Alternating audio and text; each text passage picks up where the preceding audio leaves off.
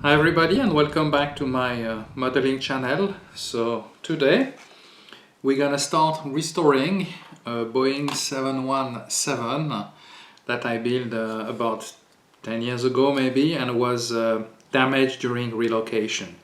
So that was an original MD-81 or MD-82 from Minicraft, and I had to do I used some kits to basically do a modification. So I had to put some new wings, some new engines, which are the main difference, and a different tail as well to get that kit. Unfortunately, got pretty badly damaged, as you can see, during that relocation. So we are going to try to scratch everything down and make a very beautiful kit of that 717 in another livery. So enough of talking, and let's see what we can get as a new result. So we're gonna start this build by removing all the decals. That's why I'm not using any paint remover initially, so I'm gonna use just plain sandpaper and remove all the decals from the tail. That Hawaiian airline had a lot of decals. Everything was nothing was painted, basically everything was just decal made. So there is a lot of decals to remove. The fin and of course the back of the fuselage, the engine will have to go through basically sandpaper. So I have to basically get everything down, slowly remove all the parts and remove really all those decals. And when I will be able to finish this up, then I will be able to use some paint remover. So for that, after doing this, I will use some regular Tamiya paint remover on a clean cloth, and then I will start to remove all the remain of the paint to be able to start rebuilding. So all the engine have to go through the same process, and all the parts basically we're going through that long and smelly process.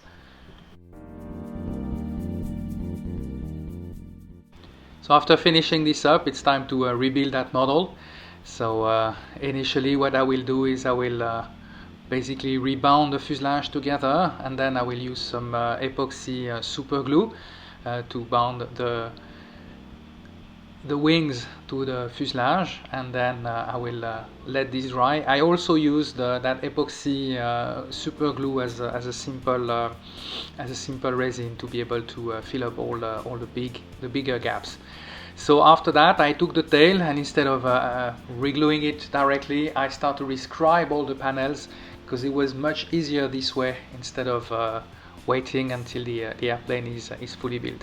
So for this I use the standard rescribing tool and also those razor blade saw.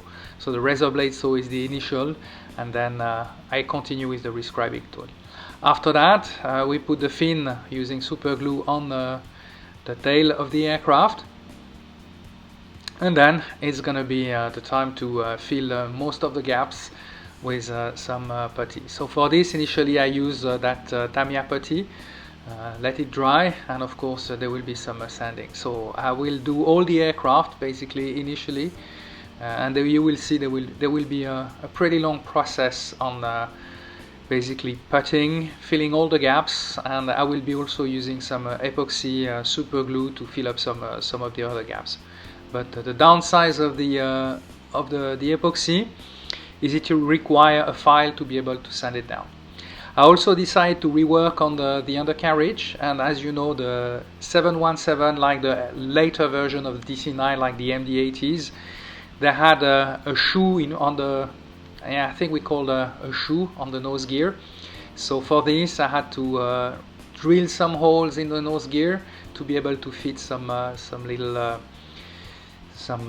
more plastic band, and then we'll be able to build the shoe, but you will see a little bit later on. So we will rescribe now the engine lips or the cowl anti-ice on that aircraft, and hopefully we'll be able to but we will paint them a little bit later. So for this, the same job as usual. So we use the razor blade saw, and then we use the rescribing tool from Tamiya that I've been using for years.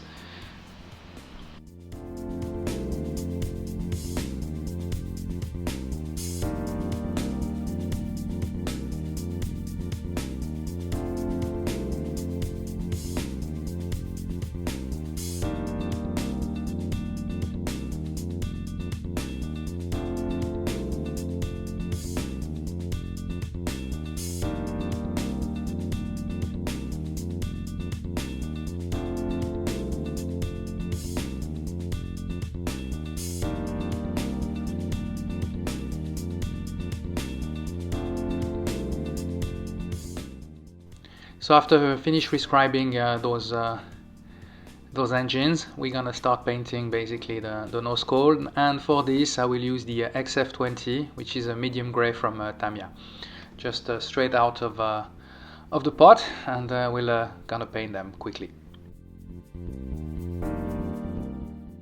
So while the paint is drying on the front, now we're gonna paint the exhaust of those engines, and for that I will use some Tamiya gunmetal paint. So we're now going to put our tail, and we're gonna fix it to the fuselage. For that I will use some epoxy, and as you can see I'm using also that super glue as some epoxy basically around the engines and around the tail, sorry.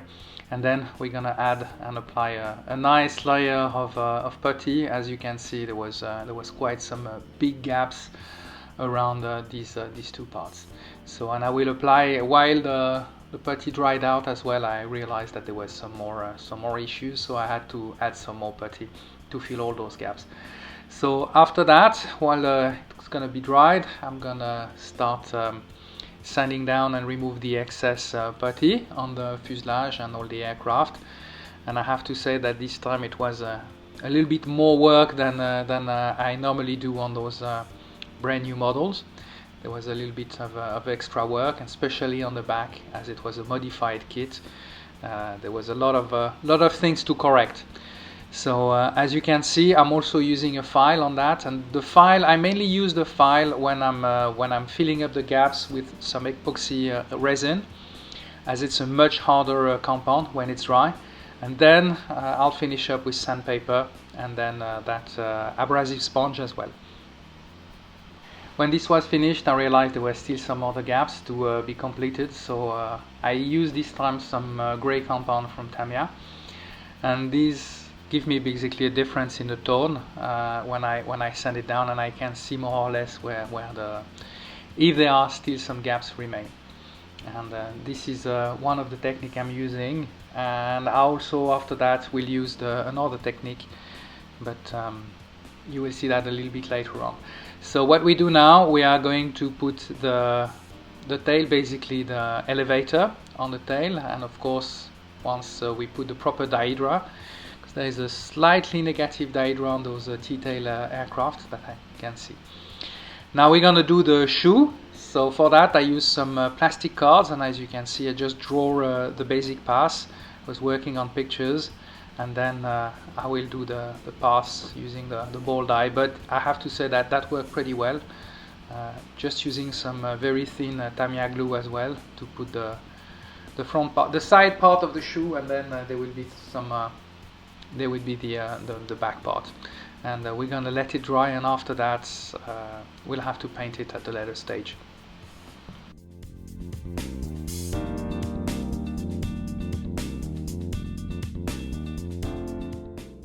So after all the sanding I had to do, and the correction I had to do basically on that aircraft, I decided to apply a clear coat of light grey paint, use it mainly as a primer, and to see if there were some defect basically on the gaps, and if there were some gaps they were still done, and I had to do some more of course. So after that of course I add some more putty to fill up the gaps on the tail, and then I could correct also the other parts on the fuselage. There were some tiny gaps, but it was still very handleable. So after that of course some more sanding time, but the result's gonna be pretty nice toward the end, you'll see.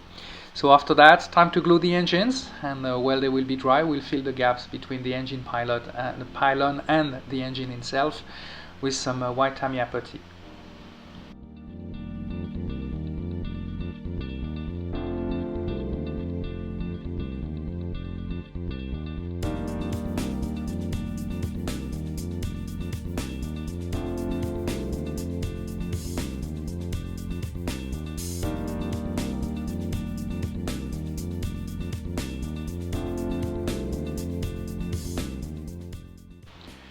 So while I was sanding down basically and filling up all the gaps, I realized that I had some issues on the rudder toward the end. So there was a big gap basically between the rudder and the tail. So I decided to fill those gaps again with some putty, and now I was able to sand it down to get a really nice smooth result and a smooth edge. So once this will be finished, now we are be able to start the real paint job on that aircraft. So I will use some nice Tamiya color. I will using a silver chrome color for the leading edge, and then we'll be able to apply now a light gray coat for the wing, the underbelly, and the tail as well. And then we'll be able to continue on after the paint will be has dried. We'll be able to move on, put some mask, and put the nice dark blue coat on the top of the fins. So there will be also a little bit of corrections. I realized there were some fins on front of the aircraft who were missing. And to be honest, I don't know if this is a 717 or an MD-80 issue. While I was doing that and the paint was drying, I was basically painting as well the shoe on the nose gear. And then, of course, after adding those pants, I realized that there was some other area were missing with the gray paint, so I decided to apply another coat. After this was dried, I start finishing up the last layer of blue paint.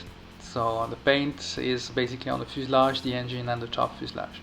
And I have to say that I use a quite easy technique. I mean, I use the standard X4 blue Tamiya, and it went up very, very easily. I normally mix my paints between 30% with 30% thinner, between 30 up to 50% of thinner, which allow me to get a much better result than if I use a much thicker paint. So once the paint was dry, we removed all the mask, and then I had to do some touch up on the paint. I had to do I hand painted the engine anti-ice, the engine lips, with a metallic paint, an enamel metallic paint from Umbro, and then I had to do some touch up with the light gray, as unfortunately the paint chipped on some parts. But the result was quite nice. After that, of course, we fixed the undercarriage to the aircraft, and then we're gonna let it dry and cure before we can move on. So after a night of curing, it was time to start the last part, the decaling process. And I have to say that draw decals are really nice decal to work with. They are very thin, but on the other hand, they are not too fragile like other decal I've been working with in the past. And I have to say this one was a little bit challenging because it was a long decal, so you have always sometimes some part with torsion. But with a little bit of time and patience, I was very happy of the result I could get.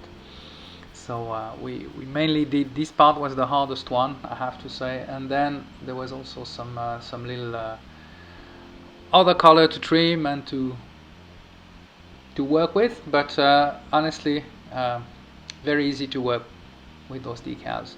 Then we are finishing the tail, and it's time for the final part of that modeling.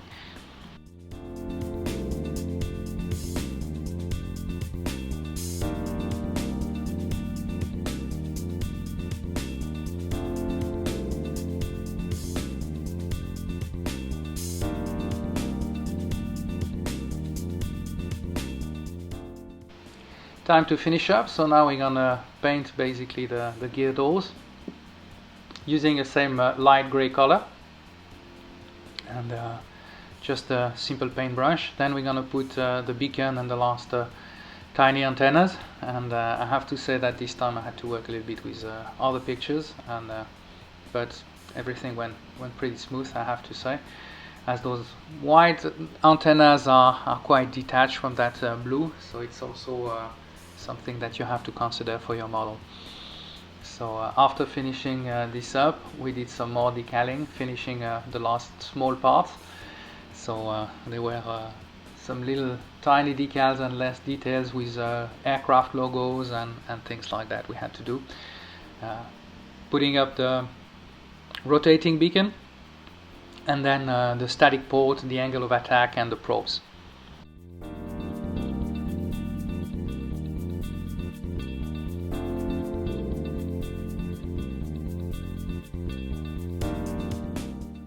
So let's start to do a bit of weathering using the old pastel technique. So I grind a little bit of pastel, add 1 drop of liquid soap, a little bit of water, and that's a very forgiving technique, allowing you to do all the parts and not having much of issues later on. So once it's dry, I'm using a wet cloth, I would say a humid cloth, to be able to remove all the excess wash. And if you're not happy with the result, you can just wash it out with a really wet cloth, and you won't have anything left. So it's a very forgiving technique, and I have to say that I quite like it, very confident with it. And this is the final result of that 717 from Midwest. I have to say that I really enjoy rebuilding that kit, that managed to save some more of my models, as unfortunately most of them suffer during relocation. So I hope you enjoy that rescue kit with me. If you did so, please give me a thumbs up, subscribe to my YouTube channel, and I will see you soon for another build and another kit review. Thank you for watching.